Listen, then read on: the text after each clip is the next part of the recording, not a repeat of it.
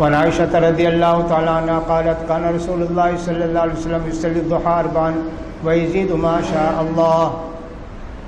حضرت عائشہ رضی اللہ تعالیٰ عنہ کہتے ہیں اب ایک نماز ہے اس کو بولتے ہیں چاشت کی نماز. چاشت کی نماز سورج نکل کے 10-15 منٹ کے بعد پڑھتے نا اشراق کی نماز. دھوپ ذرا تیز ہو جاتی نا 10-11 بجے 10:30 بجے اس کو بولتے ہیں چاشت کی نماز. اللہ کے رسول چاشت کی نماز پڑھتے تھے, ہمیشہ پڑھتے تھے بول کر نہیں ہے, پڑھتے تھے. حضرت عائشہ بعض مرتبہ بولی کہ اللہ کے رسول چاشت کی نماز نہیں پڑھتے تھے بولی, لیکن حضرت عائشہ خود چاشت کی نماز پڑھتی تھی. لوگوں نے لکھا یہ ہے کہ اللہ کے رسول صلی اللہ علیہ وسلم چاشت کی نماز مسجد میں پڑھتے, کہیں بھی رہتے وہاں پڑھ لیتے, اس لیے حضرت عائشہ کو معلوم نہیں. گھر میں پڑھتے تو معلوم ہوتا. جب صحابہ نے بتایا کہ اللہ کے رسول چاشت کی نماز پڑھتے تھے, حضرت عائشہ بھی پڑھتی تھی. اس حدیث کے اندر اللہ کے رسول کو متعلق حضرت عائشہ کہتے 4 رکعت پڑھتے تھے چاشت کی نماز. دوسری حدیث میں کہتے نہیں پڑھتے تھے. تو یہ پڑھنے والی روایتیں زیادہ صحابہ بیان کرتے ہیں, لہذا چاشت کی نماز پڑھ سکتے ہیں. دوسری حدیث کے اندر آئے گی تفصیل کہ اللہ کے پیارے رسول فرماتے ہیں آدمی مسلمان کوئی بھی آدمی سو کر اٹھتا ہے تو 360 صدقہ کرنا. رات میں سے صبح کو اٹھے الحمدللہ صحیح سالم ہے, کتنے صدقے کرنا 360. وہ اس لیے کہ بدن میں 360 جوڑیں, یہ کنگلی میں 3 جوڑیں دیکھو, تو اسے ہاتھ کے جوڑ, کونی کے جوڑ, یہ ہاتھ کے جوڑ, گھٹنے کا جوڑ, پاؤں کا جوڑ, ایسا بڑے بڑے جوڑ گن کر بتاتے ہیں لوگ 360 جوڑ. ایک ایک جوڑ کو ایک صدقہ. صحابہ نے کہا اللہ کے رسول ہمارے پاس کہاں اتنی حیثیت, ہمیں کہاں 360 صدقہ کریں گے. کہا 2 رکعت چاشت کی نماز پڑھ لو جی, 360 صدقہ ادا ہو جاتا. وہ تو چاشت کی نماز پڑھیں, بہت اچھا ہے. کبھی کبھی چھوٹ گئی تو پرواہ نہیں. وَلَهُ أَنَّهَا سُئِلَتْ هَلْ كَانَ رسول اللہ صلی اللہ علیہ وسلم هل كان رسول الله صلى الله عليه وسلم يصلي الضحى قالت لا إلا أن يجيء من مغيبه. وله عنها ما رأيت رسول الله صلى الله عليه وسلم يصلي قط صبحة الضحى وإني لأسبحها. حضرت عائشہ سے پوچھے اللہ کے رسول چاشت کی نماز پڑھتے تھے کیا؟ کہتے ہیں نہیں, سفر سے آئے تو پڑھتے تھے.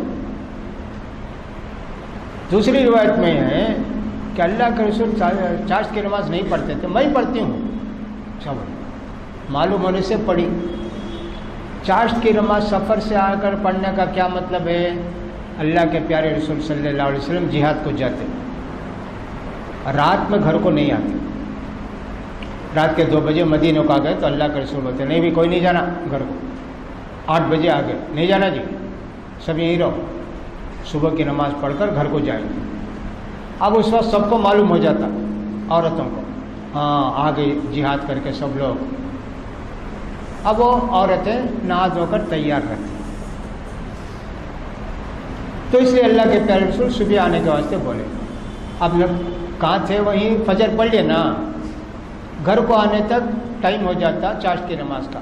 اللہ کے رسول گھر کو جانے سے پہلے مسجد میں 2 رکعت چاشت کی نماز پڑھتے تھے. پوچھتے کیا بھی کیا حالات ہیں مدینے کے, سب لوگ خیریت سے ہیں کیا, کدھر, اس کے بعد گھر کو جاتے. یہ چاشت کی نماز کا حضرت عائشہ بولتی ہیں. یہ زمانہ تھا کہ صاحب کچھ بھی بولنے کرنے بتانے نہیں نا گھر والوں کو, اس لیے اللہ کے رسول فرمائے نہیں جانا جی گھر کو رات میں, سفر سے آئے تو. عورت کا شوہر نہیں ہے تو عورت ذرا بے پرواہ رہتی ہے, نہانا دھونا اچھے کپڑے پہننا وہ سب نہیں نا. شوہر رہے تو بن سور کر رہتی ہے. تو اس لیے اللہ کے رسول بولے نہیں جانا. ان کو ہو جائے گی اطلاع, جان لیں گے ہم لوگ آگے, نہا لیں گے دھو لیں گے بن سنور کے رہیں گے, ہم جائیں گے گھر کو. ایسی حالت میں گیا رات میں, سوتی ہے, کپڑے میلے ہیں, نہائی نہیں, بدن میں بدبو, کیا اتنی عورت ایسی ہے, طلاق دیں گے, شیطان ضرور رسول سا ڈالے گا. دیکھو اللہ کے پیارے رسول کتنا خیال کرتے تھے.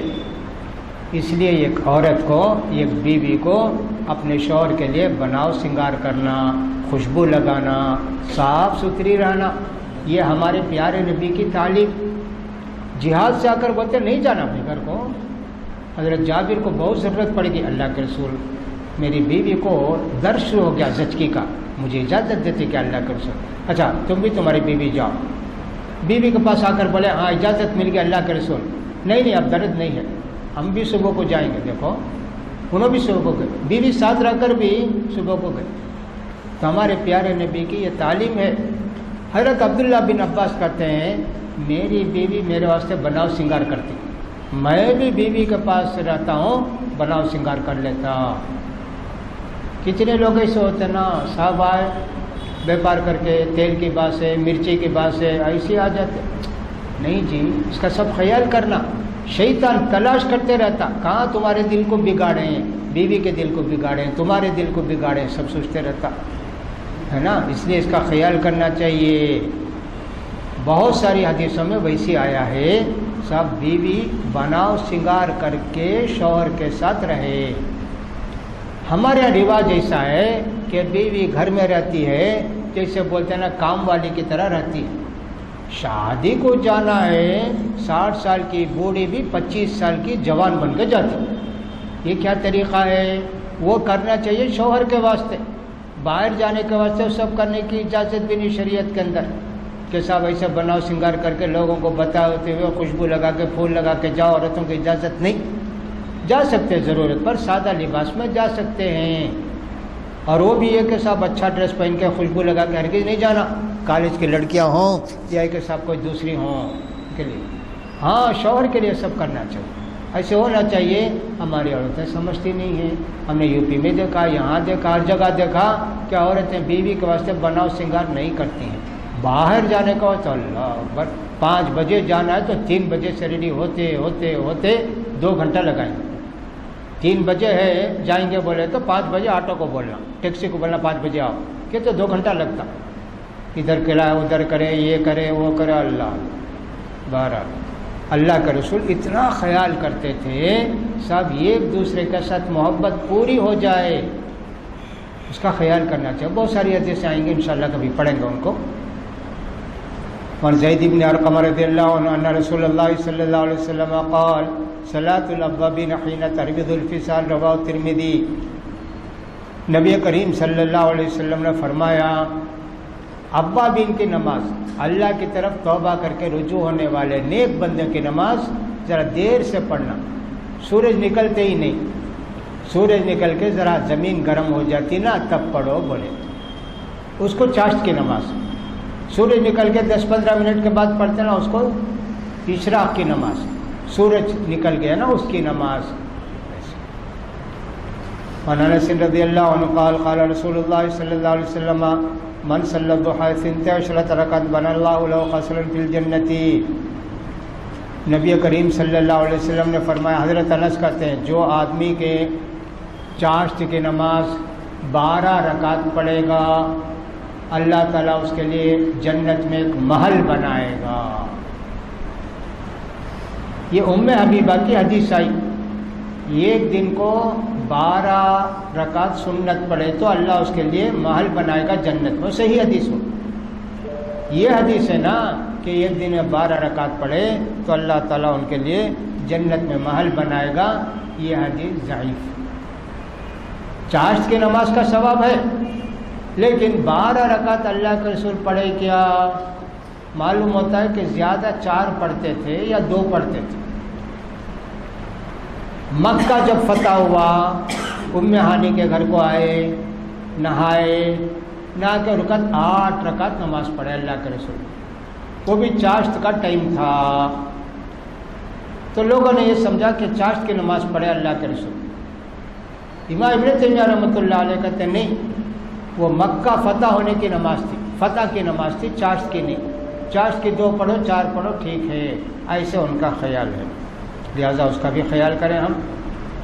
وعن عائشہ رضی اللہ عنہ قالت دخل رسول اللہ صلی اللہ علیہ وسلم بیتی فصلی الضحى 8 رکعات، رواه ابن حبان فی صحیحہ۔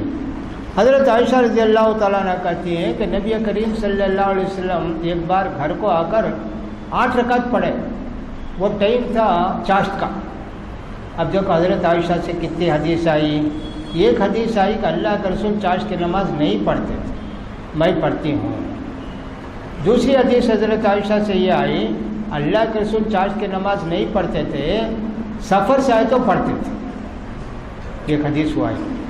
تیسری حدیث آئی کہ اللہ کے پیارے رسول صلی اللہ علیہ وسلم ایک مرتبہ گھر کو آئے، چاشت کے وقت 8 رکعت پڑھے. وہ چاشت کی نماز ہی نہ تھی. تو حضرت عائشہ کی 3-4 حدیثیں آئیں. دوسرے جتنے صاحب ہیں وہ سب ان کی حدیث کے اندر کوئی وہ نہیں. سب کہتے ہیں اللہ کے رسول چاشت کی نماز پڑھتے تھے. اور 360 جوڑوں والی حدیث اس کے اندر نہیں ہے، لیکن وہ بھی صحیح حدیث ہے کہ آدمی جب سو کر اٹھتا ہے تو 360 صدقے کرنا چاہیے. اب وہ صدقے کا مطلب یہ ہوتا ہے کہ صاحب آدمی چاشت کی نماز پڑھ لیا تو ٹھیک، چاشت کی نماز نہیں پڑھے سبحان اللہ سبحان اللہ سبحان اللہ 3 صدقہ، الحمدللہ الحمدللہ الحمدللہ 3 صدقہ. یہ بھی صدقہ الحمدللہ کا نا ایک صدقہ. اسی طرح ایک آدمی راستہ پوچھا آپ سے، بھئی راستہ بتاؤ، بھئی ادھر جاؤ، ایسا جا کر ادھر جاؤ، وہ بھی ایک صدقہ. ایک آدمی کوئی سامان رکھا اٹھانے ہوتا نہیں، اٹھاتا نہیں، آپ اٹھا کے سر کے اوپر رکھ دیں، وہ بھی ایک صدقہ. ایک آدمی آ کر بولا بھائی مجھے خط لکھ کر دے دو، بھائی مجھے خط لکھنا، ہاں لکھ کر آ دے دیں، وہ بھی ایک صدقہ.